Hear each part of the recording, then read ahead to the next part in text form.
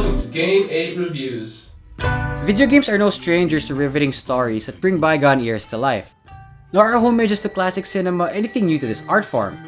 Even before the release of Ghost of Tsushima, we've already seen various titles that have well-realized renditions of samurai cinema. Trek to Yomi, a game developed by Leonard Menciari in collaboration with Flying Wild Hog, seeks to take these homages even further with its dedication to monochromatic, Kurosawa-inspired aesthetics.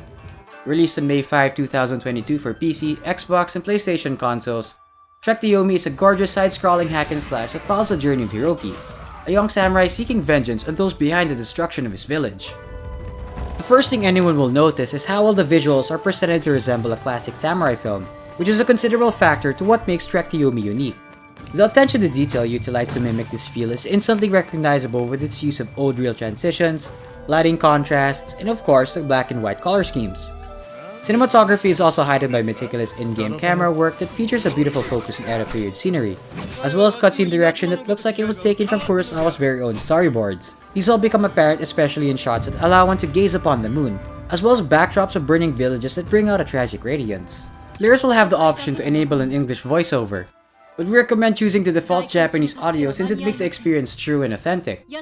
As for the music, it can at times be dynamic, creating tension and excitement when encountering bandits and ghouls of the underworld.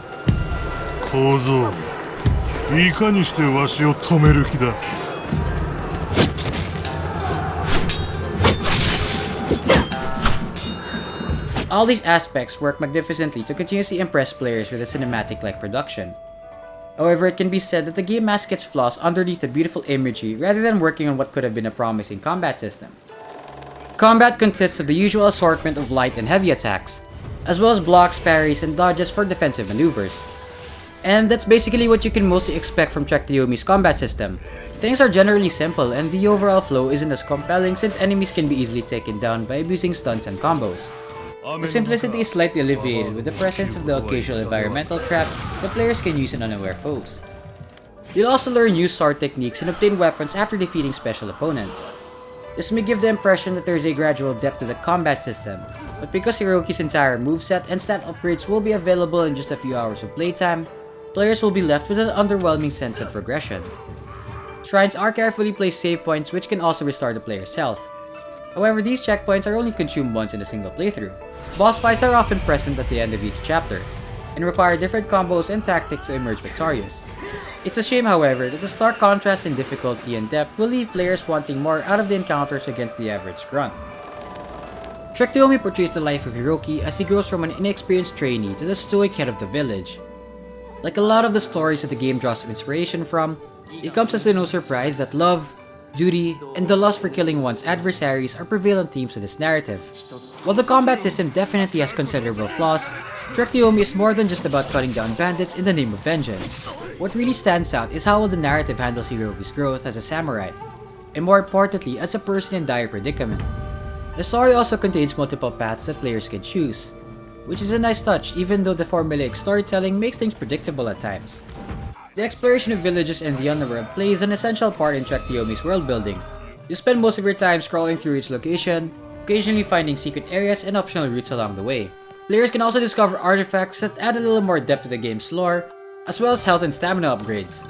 The game's attention to level design stands out when presented with the aforementioned environmental traps, shortcuts, and just overall clever use of the environment, which players can utilize to move to different platforms.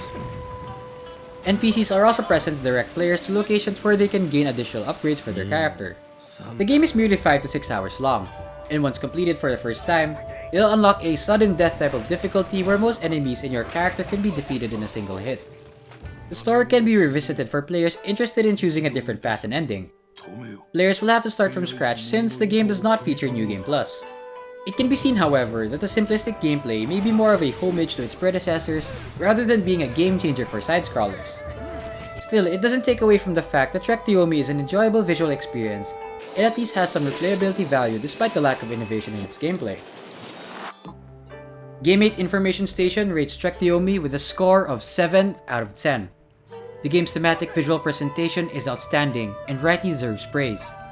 Although Trek to Yomi's short playthrough and lack of innovation in its gameplay is something that gamers may have to consider before diving into this well-realized love letter to a bygone era. 修行を忘れるでないぞ。己が死に従うのだ。常にな。ひろき、無事でおれ。Thank you for watching! Don't forget to leave a like on the video if you enjoyed the review. If you want to tune in for more reviews, previews, and all things you want to hear about gaming, consider subscribing to GameMate Information Station. See you fellow gamers in the next one.